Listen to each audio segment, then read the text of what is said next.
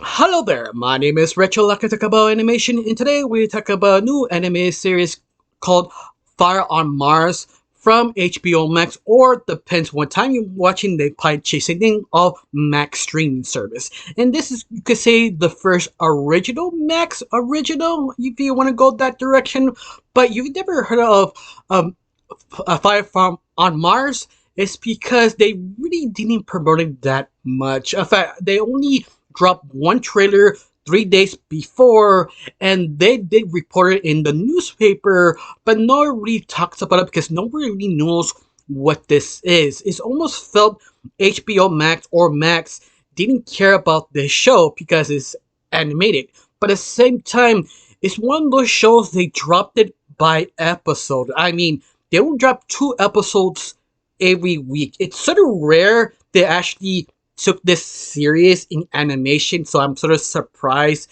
they want you to watch every other week. So, yay for adult animation, they actually kind of respect it.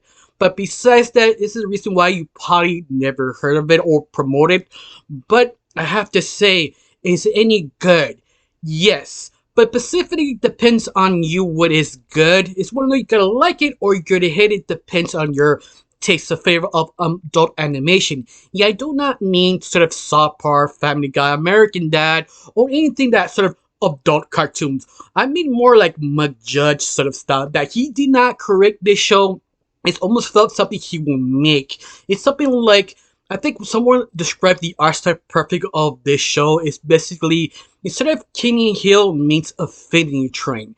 That's the whole feeling of the whole show. And I love it. The whole story is about this character called Jeff who got hired by a company to make sort of graphics for Mars. I mean, he just worked in a company to make sort of kind of computer graphics or card graphics. Just a little designs here there to indicate or grab your attention. That's all he does. That's his career. Till 6 months later, he got fired because they realized why we need a graphic designer in Mars. And that it's sort of interesting because now Jeff, our main lead, is sort of stuck in a planet, Mars, with nowhere to go, only this company. But interesting enough, he can go anywhere, but everything he's needed, water, food, clothes, housing, is all given to him just because he lived in Mars. So he has no direction. He has nothing to do. And it's sort of interesting because he go this sort of I'm lost now words because it almost felt you'd never been sort of fired before or quit a job.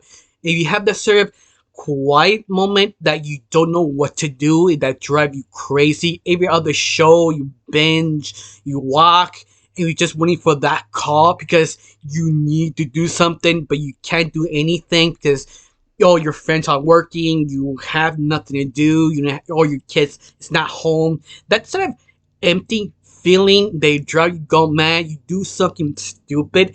That's basically Jeff. But I love it, Jeff is a likable guy. He's sort of put in him sort of situation that is sort of unfair to him, that he's trying to figure it out. He tried to make friends in the company because he got nothing else to do. The only problem is everybody's working and he's just sort of awkwardly conversating, taking stuff unnecessary, trying to figure out what to do next till the company sort of figured it out. And that's the interesting part because the company don't know what to do with them. They just left them there. And you just hear Jeff sort of monologuing inside his head, questioning his main reason existing here because he's just sort of driving him crazy. He does a lot of awkward kind of situational kind of comedy that you've been there or seen someone been there like, oh, you find another job, what your main career is, right? No and yes, and I'm not technically working. That sort of awkwardness that you try not to go to that sort of kind of conversation because you know that's kind of awkward for the main person. And that's sort of the main comedy, that sort of awkwardness, trying to understand what to do next. And this is what the point feels like King in the Hill. That trying to understand why, especially how the people sort of treat Jeff. They kind of assholes to him, but at the same time, you get why they treat him because he feels that sort of kind of failure, loser that you just don't want to talk to. Like, oh, what happened to you? Like, yeah, it's one of those things you want to get pity, but at the same time, he never deserved to be pitied because he was a good person. He just unfairly lost his job. I mean, now he sort of figured it out. But I love it, like each episode, at least the first two episodes, that the first episode is sort of figuring out what to do, and the second episode, getting the job you sort of wanted but not wanted. It was sort of kind of forced against him. That's what happened in second episode two. Like episode one, he panics, he's trying to escape, and the episode two is sort of the result of that escape because when he trying to run away, trying to figure out how to do something, the company forced him to get another job that he sleeps, and that's all he does. But the only problem is he has sort of a phobia of closed rooms, that he was sort of trapped as a kid, and the company forced him to get a job in a small, kind of like a sleeping capsule, in other words.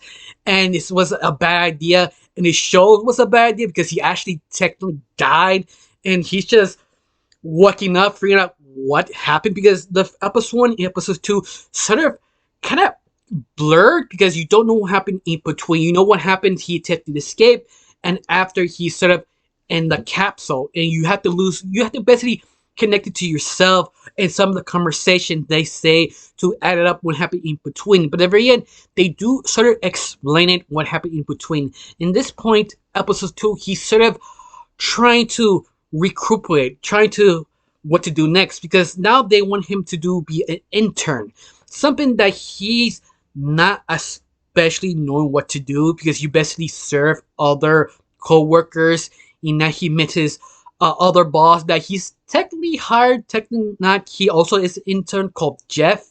I'm not Jeff. Jackson. That he is trying to kiss us the boss so he get promoted and help Jeff to promote with them. It's one of those kind of be my boss, be my friend type relation who help Jeff become sort of better, but it's sort of the process of sort of getting fired, find another job, but you're not sure you're liking it, but you dedicate yourself enough to that job, you were sort of lucky, that sort of mentality. And I love it even more that the show goes that direction, and every time Jeff does something good, it sort of goes up and declines because something bad happened after that.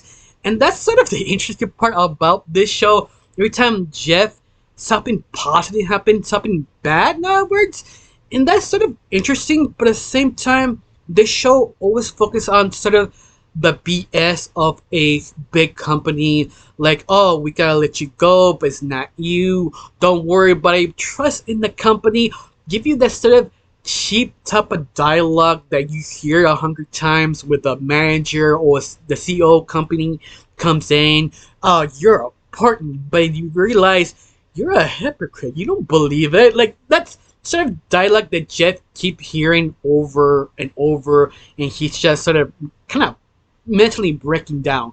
Of course, this show does have that sort of comedy in between to let you breathe, especially how everything feels sort of, I want to say psychological horror. It goes a little bit there. Like, you have moments like he's just staring at a computer. You just see the rings, the coffee mugs all over his desk, sort of lost, but sort of kind of horrific way. Not like visual. It's more like I'm trapped to this sort of hell of doing nothing. And that's sort of interesting to motivate him to do other things in this sort of situation, but at the same time sort of discovering something's off here. It's like, it's not like a mystery, it's almost like questioning of the company, what they doing, and all the solutions, what they doing, but at the same time he can't do anything because he's sort of stuck in this sort of situation. And I think that's what's sort of kind of fascinating how they went here. But all that, do I recommend it? Yes and no, depends how you feel about King in the Hill or Phoenix Train. You like these shows, how do you like this one? I mean, the first two episodes did grab my attention, but I have to admit the first episode is that slow, but it does get there. End of the episode grabbed my attention to see the next episode. Of course, if this video does well, people do like it, I will continue reviewing each single episode because I want to promote adult cartoons and see why it is so special. So hopefully people will watch this and probably give a like and subscribe after that. I got nothing else to say, just one question. Do you like it? Do you hate it? Tell me down below. Let me know. I got nothing else to say, just thank you for watching. Don't forget to subscribe and have a wonderful day. Bye.